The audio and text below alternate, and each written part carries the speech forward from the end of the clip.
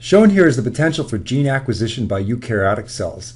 This is seen particularly with the eukaryotic cells that are microscopic and especially those that are phagocytic, that obtain their nutrients by phagocytosis.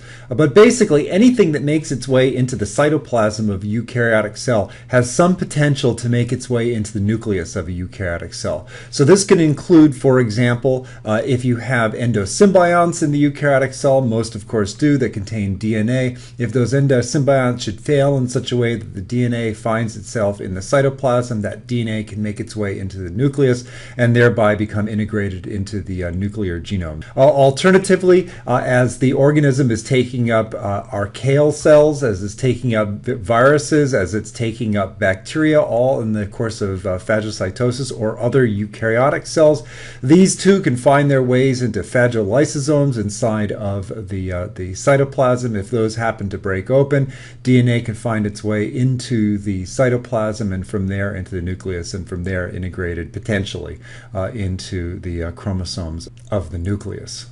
Now, it's also possible for DNA simply to find its way into the cytoplasm, and this may occur in the course of desiccation of certain cells. And in fact, in the course of viral infection of cells, it's also possible in the process basically of transduction for genes to be brought into the eukaryotic cell, which ultimately can find their way into the nucleus.